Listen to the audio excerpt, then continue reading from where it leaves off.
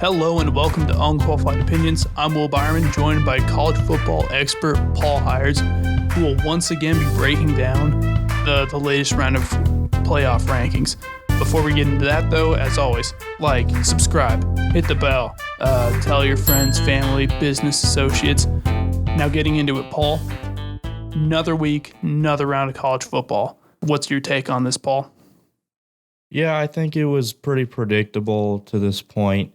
I mean, from my point of view, devastation ensued over at Unqualified Opinions headquarters. As from our home base, we watched Wake Forest, one of your Unqualified Opinions endorsed teams, lose.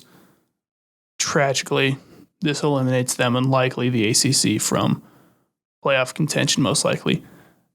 Then some good news, though. As you know, we are an UTSA podcast. Not actually, but, they have the seal of endorsement from all of our contributors. We support the Roadrunners on this show. Shout out to all our UTSA people in the comments. We've had a couple. Really love you guys checking in on us, and we'll keep doing our best to use our small platform to promote your noble cause.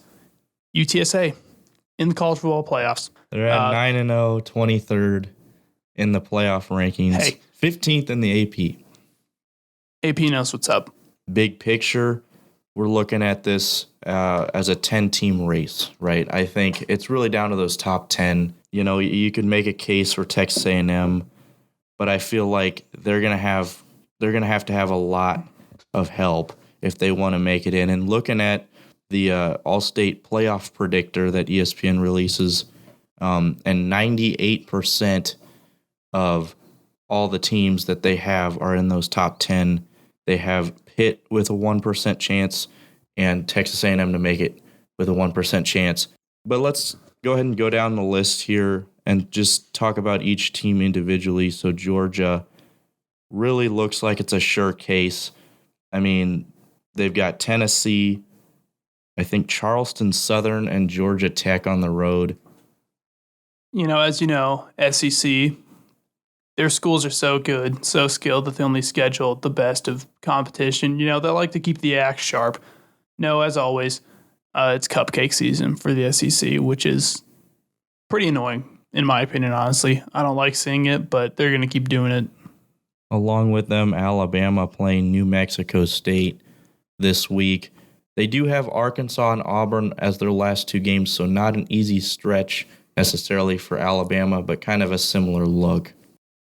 Honestly, another big Auburn-Bama upset would really shake things up. That'd really make me happy on a personal level. But, I don't see that happening. Georgia, obviously, I don't think anyone really likes to talk about them. But yeah, well, and especially their defense. I mentioned earlier in the season, their defense quietly the best by far, only giving up 13 points total. That's their highest they've given up all season in any game. I mean, they're a good enough team that, like I said, we don't talk about them much. A lot of people don't talk about them that much because we're more interested in who's making it out of the maybes. So far, Georgia is a guarantee. And it'll be interesting to see what happens if those top two make it to the SEC championship. Alabama potentially pulls off an upset. Do both those teams get in? We'll talk about that later in the season. But for now, we want to get into number 3, Oregon, who I think is really kind of the biggest stretch as far as rankings this week versus how they probably should be ranked. The predictor only gives them a 4% shot to make it. They've got Washington State, Utah, and Oregon State to finish the season. Another not-so-easy schedule to finish. Even if Oregon makes it through this and wins the Pac-12, do you see them staying at number 3? If they can win out and win their Pac-12 championship, you can't not have them. And that being said, I think as a society, we've just decided we don't trust Pac-12 schools. And for good reason. Pretty much every time they put forth a playoff contender, we see them lose spectacularly to someone they shouldn't. Oregon already did it once to Stanford. They have somehow remained above water, likely because of that Ohio State victory, but is it a stretch to see Oregon losing to, they got number 24 Utah. Is it a stretch to see them losing to Utah? No.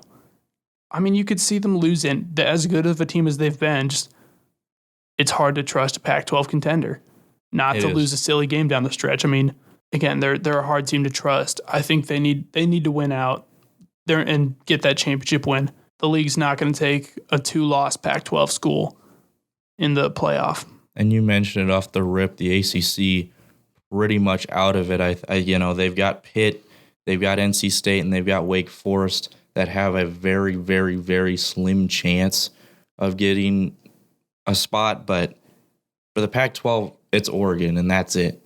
And they have to win out. Like you said, they're not going to allow a 2-loss team to get in there over some of these other teams. And looking at number 4, we've got Ohio State with perhaps the hardest schedule left. All of a sudden, Purdue jumping up to 19. They've got 2 top 10 wins this season. And that's not going to be an easy game. They are favored heavily, I think. But we'll see. We've seen Purdue knock off Ohio State before. It's high risk, high reward for the Buckeyes here, Paul. They have the 19th, 7th, and 6th team as their next 3 matchups. And then if they win that... If they win all those games... A West champion for the championship. Yeah. If they win all those games, I think you could honestly consider a 2... If they lose the championship somehow, if they win these 3 games, it'd be hard not to have them in the playoffs anyway. Like a 2-loss Ohio State that's beaten number 6 Michigan, number 7 Michigan State, 19 Purdue, as well as 20 Penn State and Minnesota, who's, hovering near the rankings. I think they have a legitimate case as a 2-loss team if they win out. That being said, if they lose any of these games, it is significantly harder for them to make it in, even if they make the playoff. So Michigan, Michigan State, Ohio State, that's really what we're looking at. That's kind of going to be the dominating storyline. Michigan State with Maryland and Penn State, which are much more winnable games than Ohio State, has to play. But again, they have the Buckeyes. Michigan, Penn State also, and Maryland also, then the Buckeyes. So Michigan State, yeah. So, yeah, it's really going to come down to those 3 teams for the East, and then obviously a championship to boost that resume even further. I think it's really hard to see the Big Ten champion not get in, but there are scenarios where these 3 teams beat each other up these last 3 games and no one gets in.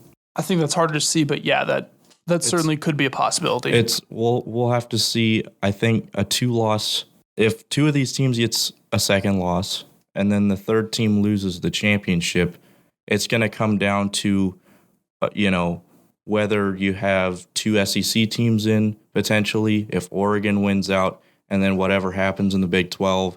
There's a lot of stuff that could happen between now and then that you couldn't see, or that it would be harder to see a 2-loss, a Big 10 team get in over a 1-loss Oregon or an undefeated Oklahoma if they happen to win out. Yeah. And then you got Cincinnati sitting right in the middle of all that at number 5. I like the fact that they go up with Michigan State's loss. Once again, though, are they getting the respect they deserve just outside the playoff? Well, the one interesting thing to look at, I saw in a number of articles from ESPN and The Athletic, is the casual response is, wow, once again, we see a talented and undefeated non-Power 5 team getting shorted. That being said, though, 27-20 win over Navy, 31-12 win over Tulane, which was closer than it looks, and then a 28-20 win over Tulsa. You could make a legitimate argument that the reason they're getting shorted by the rankings committee right now is because they haven't been dominating these winnable games the way that, to be fair, Power 5 teams would. Yeah, we don't know the standard for a non-Power 5 team because in the playoffs because we haven't seen one yet. But, would I honestly agree with the college football playoff kind of penalizing the Bearcats because they haven't been taking care of business the way that they feel a playoff team should? Yes. Obviously they can't afford to lose a single game. They have to win out. But other than that too, they get some breathing room because the Big Ten is going to be so competitive. But for them to make the playoffs, you really need to see them come in and just smack South Florida. Win out SMU. for sure. They need to win out, and it really wouldn't help them to win out in convincing fashion. Yeah, and I think Yeah, it's watching Nebraska all season. You get used to these one possession losses. We know these games, are kind of affected by one or two plays. So you're talking about one or two plays away from losing to a Tulsa, to a Navy, and you can't really do that if you want to be a playoff team, right? And so we'll see if they can shape up here these last three games and prove something. Just looking at this week, the rest of their schedule obviously shows SMU, who's been ranked at times as like the most dangerous game, but like they could take a huge hit just if they play the 2-7 South Florida Bulls this weekend, and like if that's like a close game or a 2-possession game even, I think they'd take a hit. They need to absolutely curb stomp South Florida and show that that they get stuff done the way that you expect a Power 5 team to. So high stakes for the Bearcats all the way through. Moving on down, we'll get into the Big 12 next. But real quick, Notre Dame at 8-1, 9th overall. They have Virginia, Georgia Tech, and at Stanford to finish the season. No conference, so no conference championship. Once again, what do you think about them winning out? Do they have the resume to get that spot if they go with one loss? I think they certainly lost a lot of credibility when they got smacked last time they made the playoffs, Yeah. I mean, since they're not in the conference, and I still don't. I know part of their thing is they're a school with a big enough fan base and supporters that they don't need, they feel like they don't need or want the rules of a conference or the TV stuff of a conference, but without the respect of a conference championship, it's hard to know what to do with Notre Dame. I mean, they've been the exception to the Power 5 rule, but I mean, they're definitely considered a Power 5 level school. That being said, it's just so hard to measure them against other schools. And again, I think the way they underperformed a lot when they made the playoff really hurt their reputation as a playoff committee team. And then lastly, we look at the Big 12. I think Baylor kind of lost their chances with their loss to TCU last week. And so now it's going to come down to Oklahoma and Oklahoma State. I think that game for Bedlam is a lot bigger than we thought it was going to be earlier on in the season. And depending on how these two teams play their next two games in preparation for that Bedlam game, we could see a rematch the following week for that Big 12 title. Oklahoma's got probably the toughest stretch in the conference, though, with Baylor, Iowa State, and Oklahoma State left. Oklahoma State has TCU, Texas Tech, and Oklahoma at home to finish the season. Which one of these two teams do you think is going to come out on top in the Big 12? Do you think either of them have a chance at the playoff if they do? I mean, again, they probably need to win. Oklahoma can probably afford to drop a loss. Like if they lose to Iowa State, they'll be tied with Oklahoma State, but they have to win Bedlam, and they have to win the conference championship to make it in there. Oklahoma State has no room for failure here. They have to win Bedlam. They have to win the conference championship to make the playoff. They're not going to get the benefit of the doubt the way Oklahoma will if they pick up a loss. Yeah, we'll have to see what happens in the Big 12, but as far as that's concerned, I think that's where you draw the line right now. I mean, you kind of got, Wake Forest still sitting there with one loss, and a lot of people are talking about 2-loss Texas A&M, 2-loss Ole Miss, maybe having a chance with those higher ranked losses. But I think at this point, if you're 11th through 15th in the rankings, it's a bit of a stretch, and you should probably be just looking for New Year's Six Bowl. That's it for this one. I'm Will Beiermann. And I'm Paul Heires, and this is Unqualified Opinions. Leave your comments down in the comments section, and we'll see you next time.